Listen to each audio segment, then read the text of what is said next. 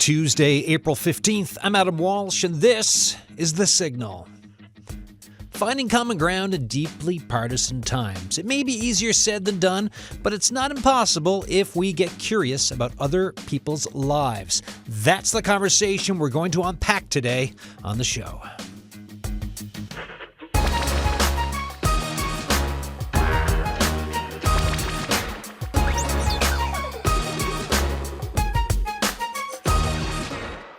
So a few weeks ago, I spent an evening at the Halifax Central Library that was part of CBC's Hear Me Out Conversation series.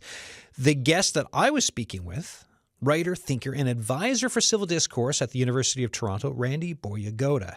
Here is that discussion. What's your biggest fear?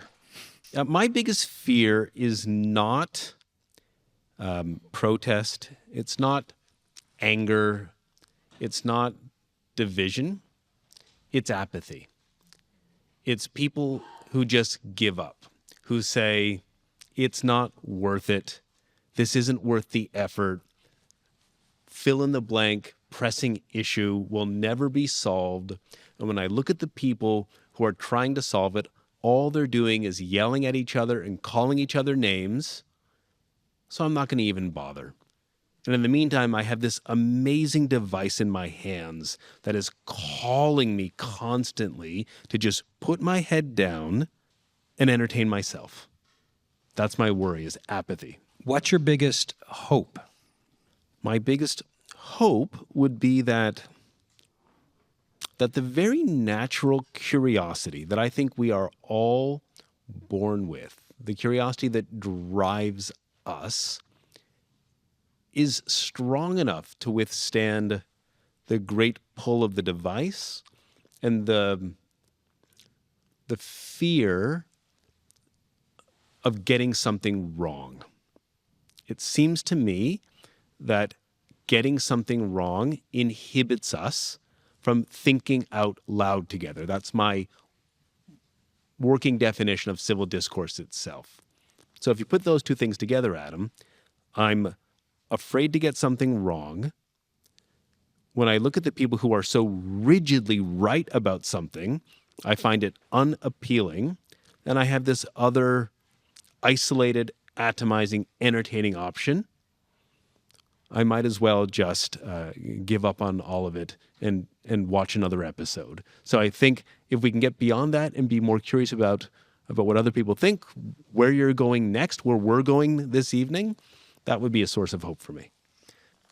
Welcome to Thinking Out Loud Together, a conversation on overcoming division. Randy, how you doing? Good. How are you? I'm good. Thanks for doing this. My pleasure. And when the question I'm about to ask, I don't mean here, but how did we get here in this time of division? How did we get here? Well, I think we could point to the most immediate evidence of how we got here, which would be divisive geopolitical conflict. The Hamas attack on Israel on October 7, 2023, Israel's subsequent and ongoing military campaign in Gaza and elsewhere, this convulsed our shared public life, in particular university campuses. I think we could point also to the ways in which subjects like sex and gender, the decisions made and lived out during the pandemic in retrospect, these have been strong sources of division. The pervasive presence of technology in our lives now, whether it's personal or whether it's big data. But I would say, Adam, these are all effects. They're not actually causes. The causes of the division, I think, are upstream. They're what's going on in our heads and in our hearts that make it hard for us to want to engage in a difficult conversation when we're not sure where it's going to go, how things are going to end up. I'd say at the personal level, that's something that has changed, and then these are all the felt effects of it that we see all over the place these days. You're an advisor on civil discourse at the University of Toronto. What does it say that that position is needed?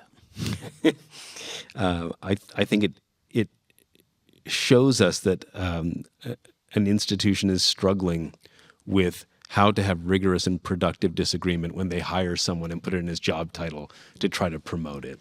So I would say we talk about civil discourse when we're not actually doing it. In other words, it's only in its absence. We don't name it as such until we feel that it's gone, in a sense. I think that's and we absolutely see this. We've seen this in national news making ways on the campus of the University of Toronto and other campuses in Canada and certainly in the United States. But yeah, I think it really was an attempt to name a challenge and to try to suggest that universities, like public libraries, like a public broadcaster, that these are institutions that are meant to sustain rigorous, thoughtful, and productive conversation that, of necessity, should include disagreement and dissent. What do you see around us that stops that? Because you're talking about what it is, and we've talked about how we got here. Mm-hmm. But what are things that will stop civil discourse in the day-to-day? I think there's probably a couple of very practical things that would stop us. One would be that small part of me right now wondering if someone is typing something on their phone, quoting or selectively quoting me and posting it. And suddenly, elsewhere in my life, people are seeing me represented in a way that I didn't intend, didn't consent to, wasn't planning on. And so that worry of being publicly, professionally, and personally targeted for getting something wrong when you're trying to figure something out, that would be, I think, one significant contributing factor. And I think if I had to just point perhaps to one other, it would be the fact that for whatever reason, and I'll be curious to see if our conversation can help shed some light on this, I believe we have moved from a time and space where the prime motivator for me in encountering someone else in a conversation is curiosity, uncertainty. We've moved from that to fear. I am afraid to find out what the other person really thinks about something, and I am afraid for them to find out what I really think about something. Those would be some of the things that I would point to. Yeah, that's why it's easier for me to be like, hey, going to be sunny tomorrow? Yeah, you're right. I have an app for that. Do you want to take a look? Sure. Yeah. This is a great conversation. Yes, it is. Okay. It's just so busy. Many thanks. There's so much going on these days. Bye. And we should get a coffee. Yeah, at some except point. It's just so busy. It's just so busy. Cool. Oh, Yeah. That's my phone. Yeah. Gotta go. Exactly. Yeah. That's where we are. Yeah. And we're not actually digging in with each other and being curious about what do you think about some of these big global issues, right? So then when we are that far apart and we're scared and then, or other people have apathy, don't even want to engage, what are we losing? Well, I think what we're losing are a couple of things. To my mind, civil discourse is a commitment to thinking out loud together, to recognizing and reckoning with difference and disagreement, and seeing these as necessary components in an encounter that increases mutual understanding, either of an idea or an issue that matters, or of at least the other person's perspective. I would say all of that contributes to the advance of knowledge, the common good, and the pursuit of truth.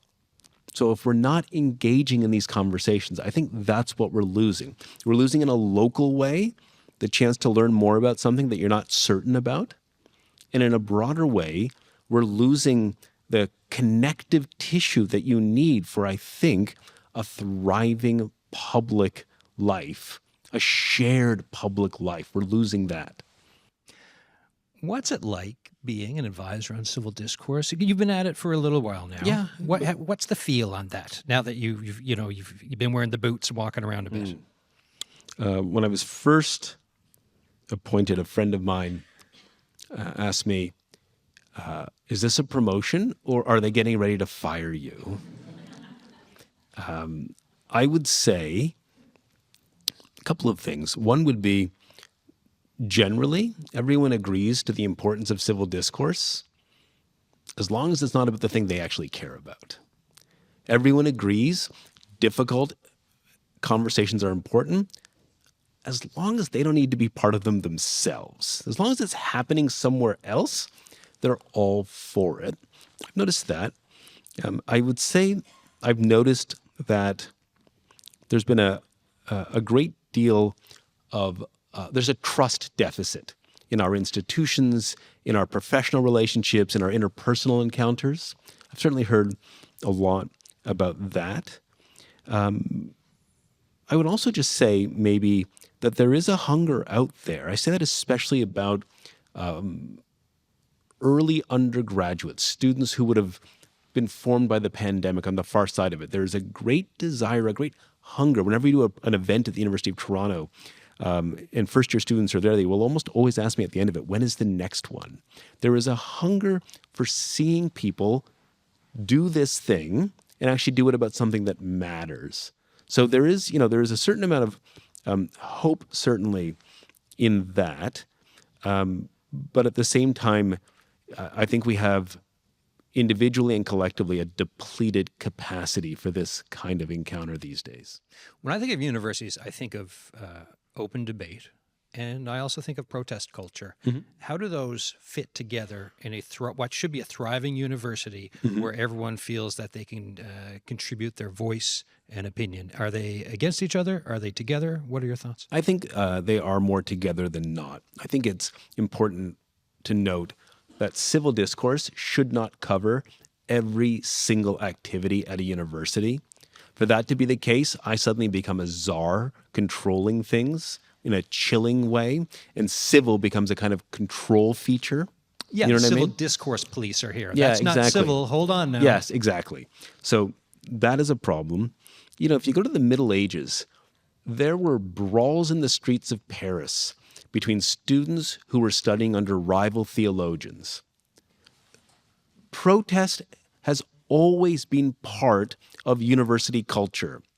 You put lots of young people together in an enclosed space and you introduce them to difficult, radical, transformative ideas, and something more than just an essay is going to come of that. And so, to my mind, protest is a normal part of campus life. The question is there anything available beyond protest and apathy? I think what we deal with these days a little too much would be we have a very strong and entrenched kinds of protest culture, and then we have swaths of apathy. But what happened to the thing in the middle, what once was called the vital center, where no matter what your political position is, you meet in the middle, you have a conversation, you're convinced a little bit, maybe you convince someone a little bit, and then you kind of go back to your other spot a little bit more transformed. That's what I see a university education as making possible. Yeah, so you can have folks on some pretty passionate ends of things because of lived experience, because of just what they're studying, but then you've got that center bit. Mm-hmm. How do you get back to them? How do you get them off their phones? How do you get them to re-engage? Well, I think first it's important to realize that they are fully engaged, many of them. In other words, for many, and what I'm pointing out here would be our generational problem. This is Jennifer Salai's term, New York Times book critic. We are semi-internet people, which is to say we grew up beside the internet rather than with the internet, which is to say they may be fully immersed, they meaning simply younger students, born digital, let's say, fully immersed in an online life that doesn't feel separate from their lived experience. In fact, it's a continuum. So I think it's beginning by realizing that, accepting that, balancing that with the attention merchant surveillance capitalism problem built into these devices.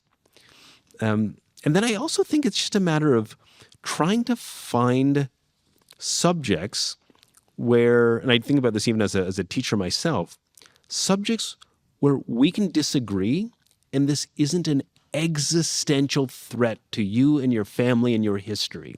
Can there be a subject that's unsettled, I don't know the answer to this. The only way I can figure out this answer is by talking to you, talking to a group of other people here together. Practically speaking, finding more material like that rather than either saying this is what it is, this is the way it is, or avoiding a difficult subject. It seems to me that that's the kind of work that we need to be doing in the university these days. You talk about community building, right? Like partially, like it's not you've got isolated folks, but if we're together, like if me and you are all of a sudden on a bowling team, but I feel a certain way about a real passionate topic, and you do for another one, but yet we bowl together every Tuesday night. Yes. Maybe then later we can talk about that topic down the road. Yeah, the family that bowls together stays together. It's an old saying. I mean, really, what you're riffing on is Robert Putnam's book "Bowling Alone," and the idea of atomized living. That people who once would have had multiple forms of affiliation and belonging would be able to go bowling together. They would be able to go to church together, go to class together, or with others, or playing a sports team together. I play pickleball. I play pickleball Tuesday and Sundays at the East End Y in Toronto, and I love my East End Y pickleball community. Why? Because politically, economically, demographically, at level of age, we are incredibly diverse, but we all love smashing that annoying sounding ball. And it's an outlet. It's another place to belong. So much, I think, of our identities have become consolidated into our consumption choices and our political positions, without much space for other ways of other kinds of affiliation, other ways to kind of attach to something. So I think multiple forms of attachment would make it perhaps a little easier to build the kind of community you were suggesting. Empathy. Yeah, empathy, curiosity, and limit. I don't know if I actually really ultimately care what you think about abortion if we're going to play pickleball together. It doesn't make sense. I should still be able to play with you. You know what I mean? So I think that's also the question. But we live in a time where people talk about cancel culture. Like you've mentioned, the fear that's out there that can drive people to apathy. So on top of team building stuff, being around each other, what else can we do to try to make people feel a bit more comfortable and not be scared that if I open my mouth, something bad's going to happen? 2 days ago, I gave a talk in Toronto, and a young man came up to me afterwards, and it was on civil discourse, and we got to talking, and he was asking me about this and that. And he kept making all these references to different parts of the world. I was curious as a result, and I just said, "You seem very well traveled." And then he got nervous, and he explained he was a global DJ. Okay, that seems pretty cool. And we kept talking, and then he paused and he said, "I'm a Christian DJ," and he kind of waited for a moment, and I said, "Great. Not a lot of Christian DJs in the Catholic Church, but that's cool."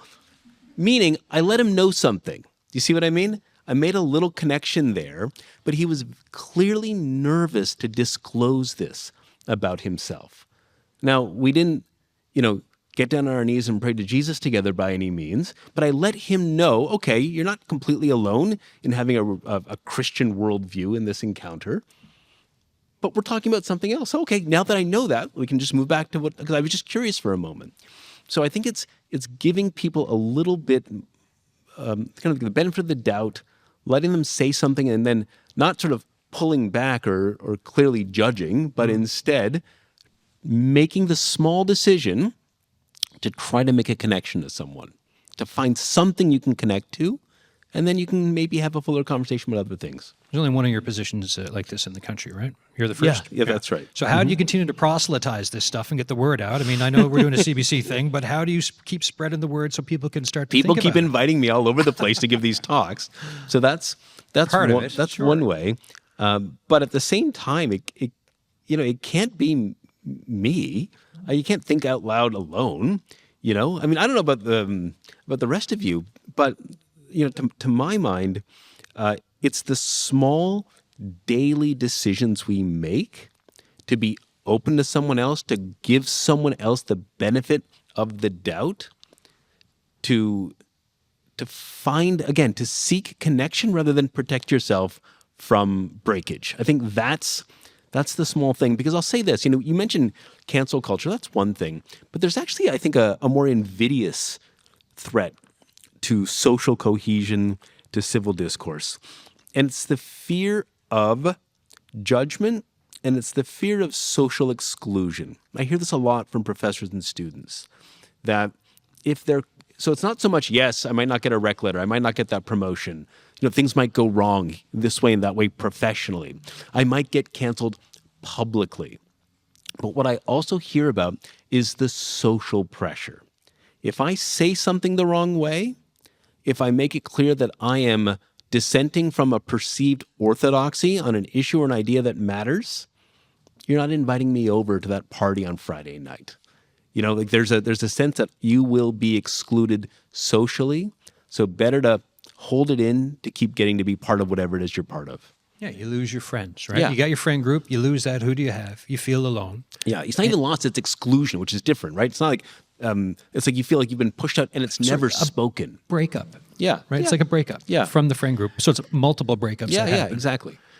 When you think about the fact that multiple breakups, Adam, is that? you paused there in a kind of heavy way. There's a couch back here. We're gonna roll it out, exactly. and the check's in the mail.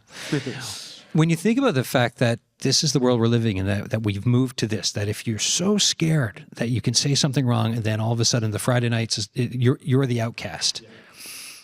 That's a painful thing to think about for the lives that we're living right now, and like the breakups that are happening across of everywhere. Absolutely, it is, and that does feel to me like a different time. In other words, I'm very mindful of the tendency. Oh, it isn't like when I was in university. That kind of a problem. But now let me tell you about how it was when I was in university.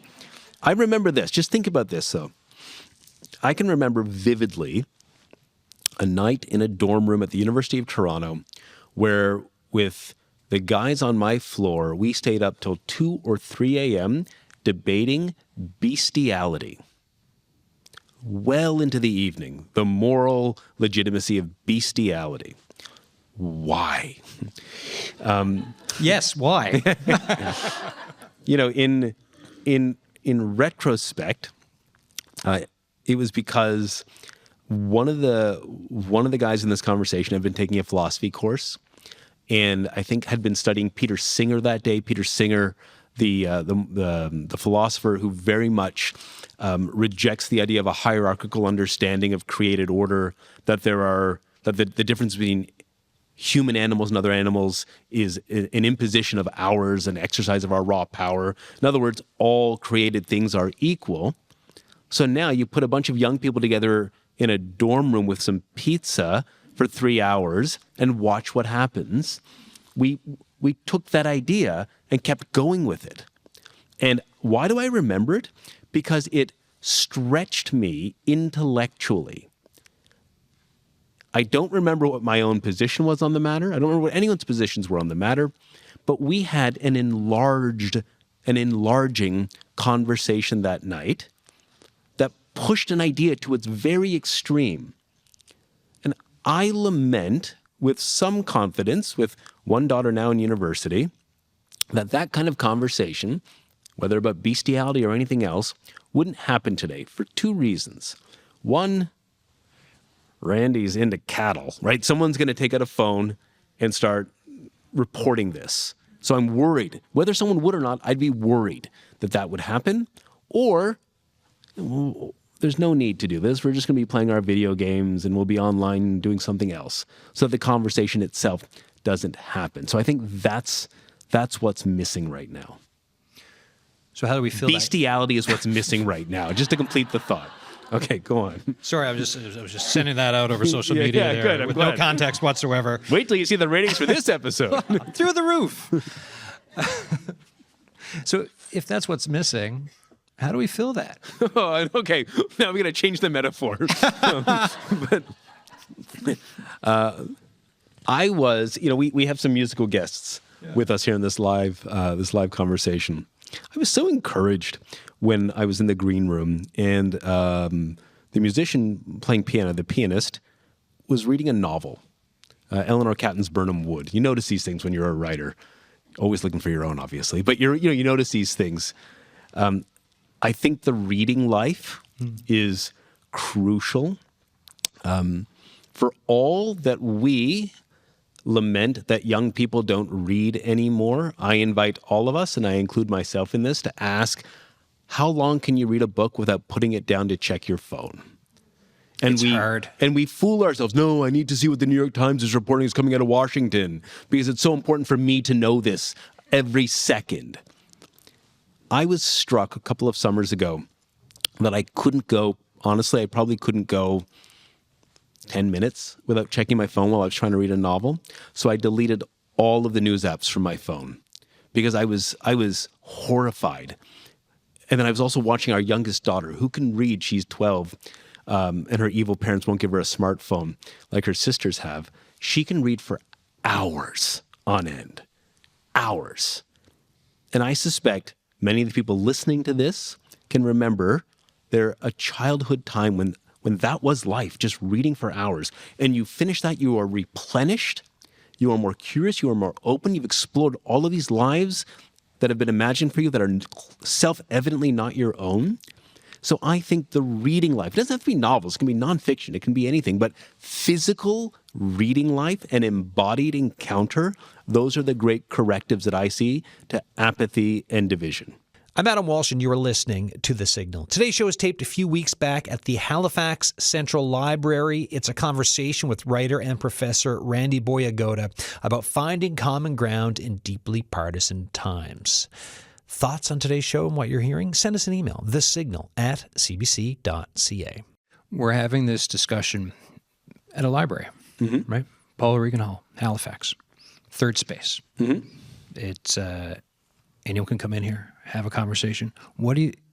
If we're trying to find a time where we can talk together, disagree together, be closer to each other, what do you think about these types of spaces, third spaces across Canada, around the world, where there's no barrier at the door, you can come in and interact with one another? I think they are irreducibly important to the work of civil discourse. And I would say libraries even more so in many ways than universities because of what you just explained. That anyone can come into a library and belong there. And libraries themselves are places of refuge, both conceptually and physically, and they are places of intellectual freedom, but they're also the great gathering spaces in the life of a city or even in a small town. Either way, they have this ability to sustain a kind of belonging where you don't need to pay for it. You're not necessarily worried about looking the right way or getting past someone per se. So I think it's the openness of the library. Whenever it was, about 3 weeks ago, I was in New York. And whenever I'm in New York and I'm looking for a place to work, I will go to the central branch of the New York Public Library, the famous branch with the lions out front. And they have this beautiful, beautiful reading room. And that reading room in the middle of Midtown Manhattan is the circus of humanity in terms of the people who are in there, because you have writers, you have scholars, you have students, and then you have people from different planets, it sometimes seems like, but we're all there together. It's quiet. We're working. We're reading, whatever it is that we're doing. Libraries, the very nature of their spaces, like a beautiful library like this one here in Halifax, or a kind of a grand old-fashioned library like the New York Public Library, they have a way of inviting you in and giving you a chance to stay there alongside other people, like no other institution.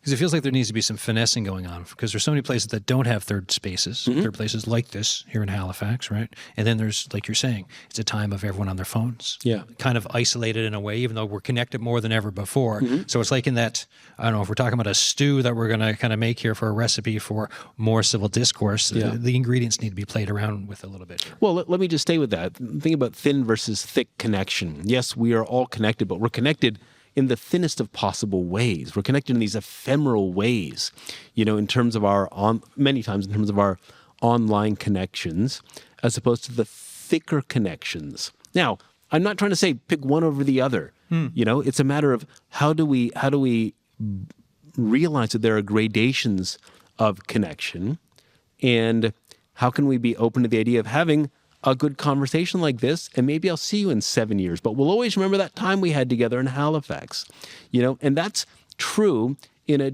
different way than if we had done this via Zoom. I really don't think, I don't know about you, but I've certainly found there's a lot of book events during the pandemic, and I've met people afterwards and, hey, Randy, remember we did that event? No, I have no idea what you're talking about, because it was flat, and ephemeral. So thin versus thick, it seems to me, is important to consider there.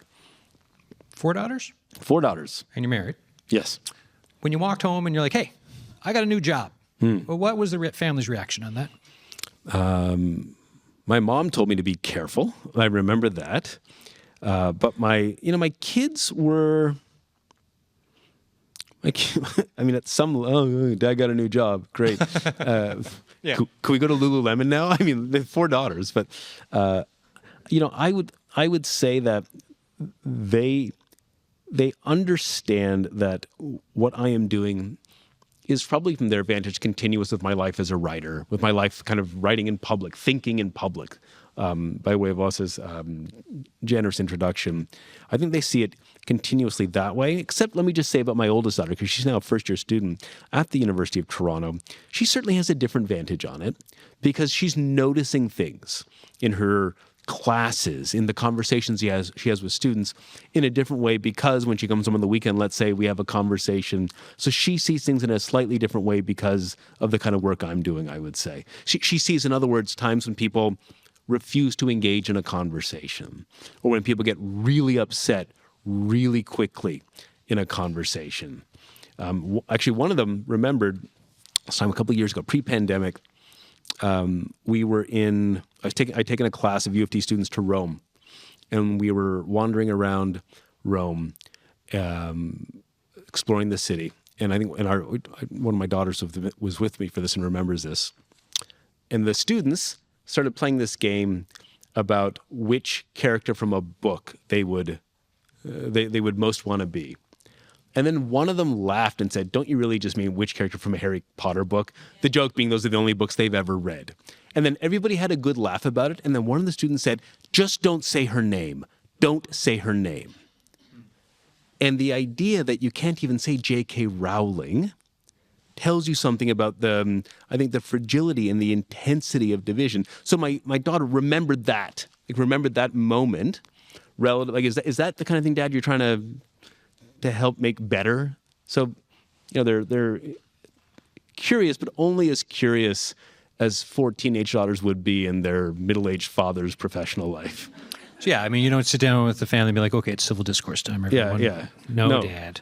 No, it's usually sit down, put away the phones. Yeah. No, that Aritzia package is for you. The Lululemon is for you. The Sephora came for you. That's more what it is. See, I know the language. I can walk the walk, everybody. You're doing pretty good. Yeah, thank you. How are you doing with connecting with the Don't Say Her Name crowd on campus?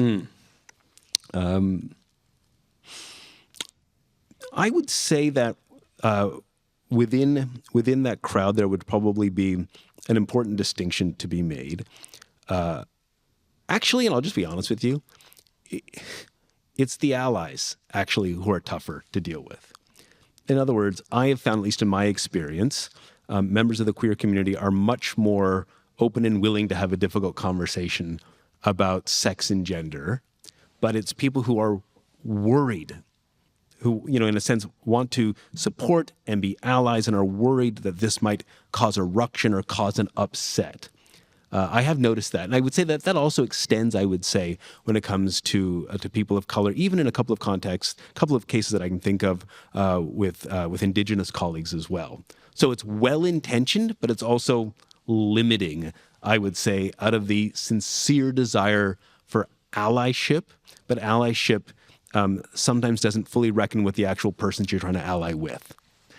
What does progress or success look like for you? Because there's no meter, right? I don't have this job anymore, I think would probably one version. In other words, you don't need someone with this in a job title. That would be one version of success. Do you think you can get there? Yeah, I think so. I hope so. I think success would look like more and more, let's say, professors and students being willing to pose questions and seek answers out of a genuine desire to learn more rather than to confirm themselves or protect themselves. I think if you start to see more evidence of that shift, Adam, I think then we're moving in a good direction.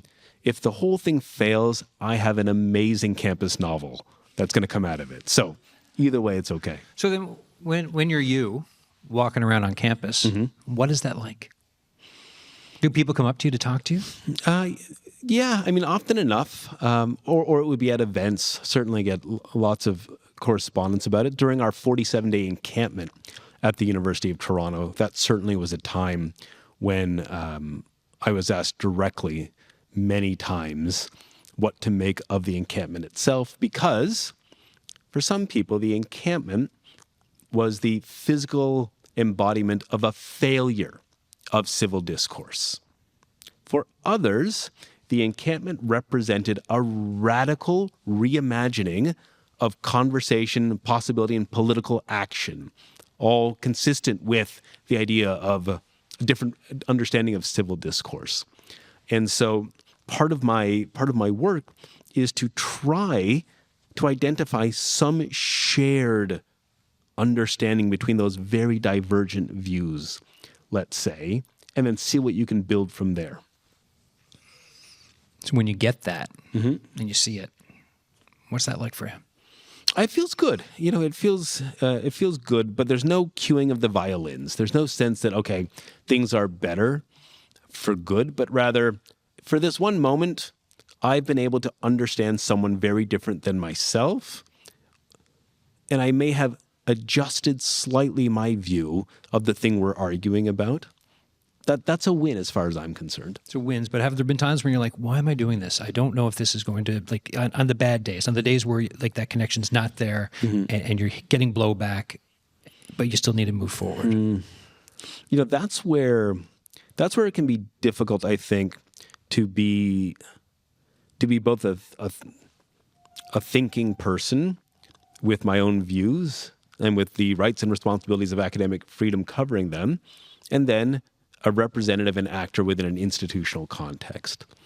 And there are certainly been times where in a conversation, you know, I might want to weigh in more directly, or I wish we would go in this direction, and I have to accept, this would be what it is really, I have to accept at times that we really are going to spend the next 2 hours arguing about a definition of civil discourse times 6 months, which was the working group that I chair, for example.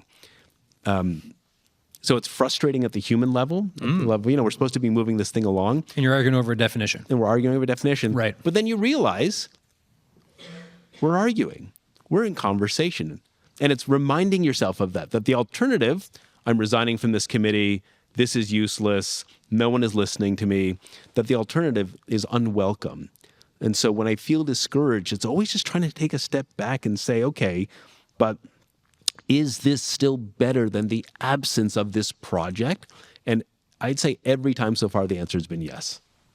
You know, I think anyone here tonight is probably more or less into some form of civil discourse, right? They're coming here to listen to you on this, but when we all leave here, I'm not asking really for a tip, but I'm just thinking for the road ahead, things for us to continue to think about in our own lives around civil discourse and just how we interact and communicate with people.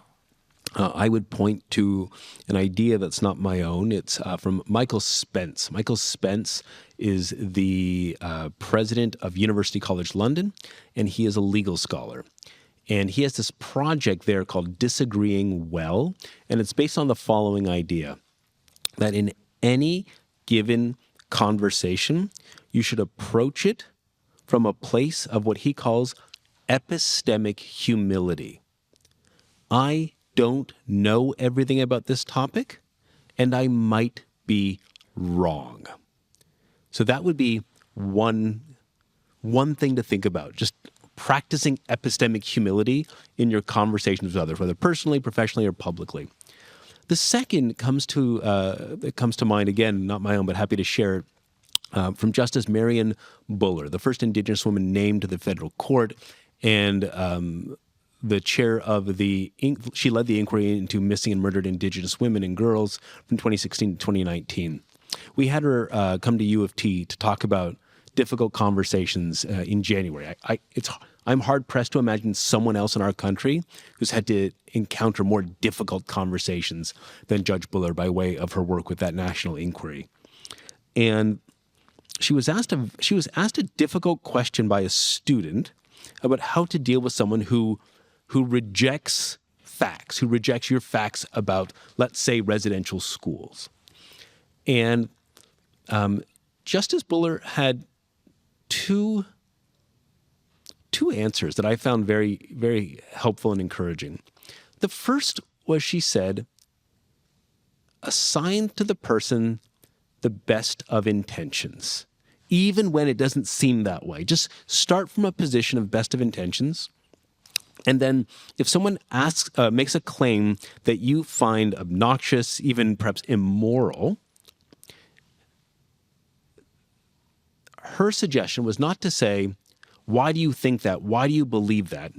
But rather, and this is very precise, why do you want to believe that? And that struck me as a really wise way of getting at the kind of going upstream, going to maybe the source of a difference. And in this case, well, perhaps we could speculate, well, I don't want to be part of a country that would have had a history like that. You could imagine that as an answer. But if you just go with why do you think that, then we're going back and forth in debate. So I think epistemic humility, best of intentions, and asking the right question of people might yield some good answers. Yeah. How much do you think people want to be heard today? Because there's not always, because you're saying people need to listen, and suggestions listen more, but that also means that there's a lot of folks that want to be heard, and perhaps they're not. Yeah, I think that is a real challenge. I think, broadly speaking, just to kind of go back to something you'd asked me earlier, another frequent feature of the conversations I'm having, not only at U of T, but really across the country these days with these talks, would be a sense that people don't feel heard. They don't feel heard by their employers. They don't feel heard by their friends, neighbors, their family, by their elected officials. They don't feel heard. And so they either despair and give up, or they let the algorithm take them to darker and darker and more, frankly, homogenous places. So I think that really is a contributing factor to some of the difficulties we've been discussing. As I'm wrapping up here, but what have you learned since you started your position? Because dealing with everything you've dealt with and all that information coming in, what have you learned, and have you changed your own thoughts around civil discourse? Excellent question. I think that what I have learned personally would be that people are more reasonable than you think, more willing. Reasonable, that's a loaded term. Are more willing to engage in a conversation than you think. I'll give you the example.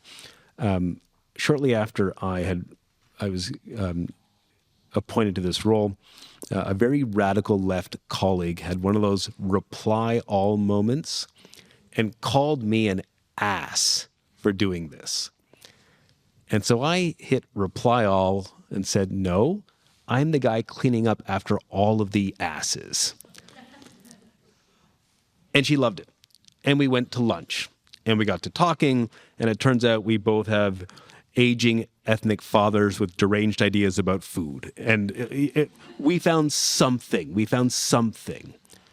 Didn't change her sense that that I am I'm on a fool's errand here. I'm some kind of friendly model minority who's CBC friendly, and that's why I'm doing this, and it's part of this entire cynical PR exercise on the part of the university. Those criticisms were still there, but it turns out we have these dads. We both like the Guyanese novelist Wilson Harris. We found these things to connect to each other, and then when we had arguments later on, they weren't just arguments about geopolitics or about the encampment, because there was a human connection there. And I think seeking and finding that connection is at the source of making things better. That's really optimistic. It's hopeful, I think. It's based on experience. Q&A time, everyone. You talked about reading. Yes. And I was curious, assuming reading is helping you cultivate your internal world, how important is it to think about what you think about things and cultivate your internal world? Sometimes I find myself in the middle of an uncivil discourse that I didn't realize how much I cared about the topic, is why I'm asking that. So, sorry, how much to cultivate what? I just missed Your it. internal, so your inner world, or what you think about things. Oh, I or see how what you you're feel saying. about them. The kind of reflective life, in Yeah, other words. instead of finding it out in the middle of the conversation. Yes, yeah, great. Yeah, yeah, very good way to put it. I didn't realize I thought that about this topic until just now. I would point, maybe I'll give you a book recommendation on that front, perhaps fittingly, and then maybe just a little bit more practical experience. The book recommendation would be something like, would be Agnes Callard's new book, Open Socrates, which she's a University of Chicago professor of philosophy. And it's one of these how Socrates can change your life type books, but it's much more substantial than that. And it suggests that the actual Socratic method isn't merely questioning, but rather it's an encounter between two people, one of whom is seeking the truth, the other is seeking to avoid falsehood. That's the way you move a conversation along. And so in a given, so if you just sort of apply that in a given situation, am I seeking the truth about something? Or am I trying to avoid getting something wrong? Am I trying to avoid falsehood? Anyway, there's some good models in that book. But I think, your other point, I think, is just to be physically aware of what's going on inside you as a conversation develops, which is to say, your somatic experience, your emotional life, your psychological life, and the way that those things in unintended or uncontrolled but very natural and normal ways can contribute. I have a relative who always sounds angry when she's talking, and she's not always angry. But whenever she gets into a conversation, her tone just becomes harsher and a little more metallic, if that makes sense. And it has this effect on people. And I feel sorry for her because it's not intended, So I think it's being maybe aware of that. And then the final thing I'll just say is this, maybe signaling up front, I'm not sure what I think about this. Kind of going in that way. I was chatting with some healthcare professionals in Toronto a few months ago, and one of them was asking for practical advice about dealing with vaccine-resistant patients. And the doctor said, it wasn't a doctor, it was some sort of healthcare professional said to me, how do you deal with someone who's completely wrong about vaccines? And I said, well, why don't you begin by not assuming they're completely wrong? Assume they're probably wrong, mostly wrong, likely wrong. But if the way you are encountering someone, if the affect you're bringing is you are completely wrong about this, how are you going to care for that person? So again, find some little way to find something I see why you might, coming from a former Eastern Bloc, Soviet-led country, why you may have some anxiety about government mandates, about putting things in your body. I can kind of understand that. Now we can have a conversation, but it's that, I think it's being aware of there. And then again, just humility. I don't know. I might not have this right. I'm not sure what I think about this, yet, and then go from there. You made a really interesting point about how allies sometimes are more defensive than the groups or people that they're protecting. Yes. So I work in the EDIA world in terms of trying to dismantle racism and create more allies. Mm-hmm. So how would you say is best, from your opinion, to defuse kind of those allies as you're creating them, or equip them with the mindset or tools to make sure that they're not being so defensive while still being allies? I can remember, it's a great question. I can remember this is pre-civil discourse, this is just professional life, being in a workshop, a professional workshop, and the subject was something called The Only One. The idea being, if you are in let's say a university department that is, let's say, completely white, and then a BIPOC person joins, and they're the only one. So it was this entire conversation about how to be welcoming, how to be open, how to be affirming, supportive, et cetera, et cetera. And I will admit I was getting annoyed. And I eventually put my hand up and I said, this is all incredibly thoughtful, but the one thing no one has pointed out is no one has asked the person what they want. There's just this assumption that this is needed. And the assumption said more about the people than it did about the person coming in.